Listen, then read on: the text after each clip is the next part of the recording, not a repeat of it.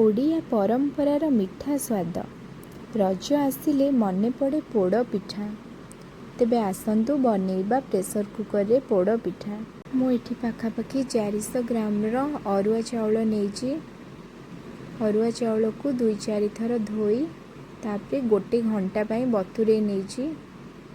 ଚାଉଳ ବତୁରି ଆସିଲେ ତାକୁ ଛାଣିକିରି ଗୋଟେ କଦଳୀ ପତ୍ର ଉପରେ ଶୁଖେଇ ନେଇଛି। 10 ମିନିଟ୍ ଭଲ ଭାବରେ ଶୁଖିବା ପାଇଁ ଛାଡ଼ିଦେଲି। ତାପରେ ମୁଁ ସେ ଚାଉଳକୁ ଗୁଣ୍ଡ କରିଦେଲି। ଚାଉଳ ହାଲକା ଓଦା ଥିବ ସେଟାକୁ ଗୁଣ୍ଡ କରିବେ, ନହେଲେ ଗୁଣ୍ଡଟି ଭଲ ଭାବରେ ହେବନି। କଢ଼େଇରେ ଏଠି ପାଖାପାଖି 1 ଲିଟର ପାଣି ନେଇଛି। ତାପରେ ଛେନା, ନଡ଼ିଆ, ଗୁଡ଼କୁ ମୁଁ ପୁର କରିକି ରଖିଥିଲି। ଆଉ ସେଥିରେ କିଛି ଅଳ୍ପ ଗୁଡ଼ ମିଶାଇକିରି ସେଟାକୁ ପକାଇକିରି ଭଲ ଭାବରେ ଗୋଳେଇ ନେଲି। ଏଇଟା ଫୁଟି ଆସିଲେ ସେଥିରେ କିଛି ଲୁଣ ଦେବି।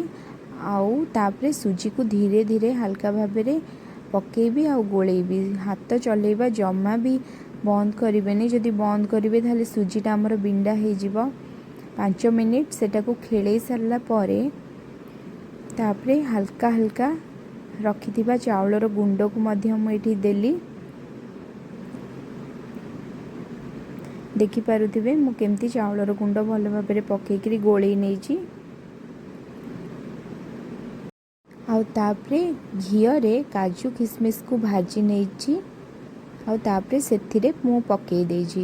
କାଜୁ କିସମିସ ଗୁଆ ଘିଅରେ ଭାଜିକିରି ପକେଇବା ଦ୍ୱାରା ପୋଡ଼ ପିଠାଟି ଆମର ବହୁତ ହି ବଢ଼ିଆ ବାସ୍ନା ଆସିଥାଏ। ଆଉ ତାପରେ 5-6ଟି ଗୁଜୁରାତି ଆଉ କିଛି ଗୋଲମରିଚକୁ ଗୁଣ୍ଡ କରିକିରି ସେଥିରେ ପକେଇଦେଲି। ଆଉ ଏଟାକୁ ଭଲ ଭାବରେ ମୁଁ ଏବେ ଗୋଳେଇ ନେଲି। ପ୍ରେସର କୁକରରେ କଦଳୀ ପତ୍ର ଗୋଟେ ଗୋଟେ କରି ସାଇଜ୍ କରି ମଧ୍ୟ ଦେଇଦେଲି। ଯେତେ କଦଳୀ ପତ୍ର ଆପଣ ଦେବେ ଆପଣ ପିଠାଟା ସେତେ ନରମ ପାଇବେ। ଆଉ ତାପରେ କିଛି ଘିଅ ନେଇକରି ମଧ୍ୟ ସେଥିରେ ଲଗେଇଦେଲି ସାଇଡ଼ରେ। ଘିଅ ଲଗେଇ ସାରିବା ପରେ ସେଥିରେ ଯେଉଁ ବ୍ୟାଟର ବନେଇକି ରଖିଥିଲି ସେ ବ୍ୟାଟର ସବୁ ଦେଇଛି। ଦେଖନ୍ତୁ ମୁଁ କେମିତି ଦେଇଛି ବ୍ୟାଟର ଗୁଡ଼ା। ଆଉ ତାପରେ କିଛି ପାଣି ନେଇକିରି ହାଲକା ହାଲକା ସେଟାକୁ ପ୍ରେସ୍ କରିକିରି ଗୋଟେ ଗୋଲ ଆକାର ଦେଇଦେଲି। ତାପରେ ପ୍ରେସର କୁକର ହୁଇସିଲ୍ କାଢ଼ିକିରି ସେଥିରେ ମଧ୍ୟ ମୁଁ ଦେଇଦେଲି।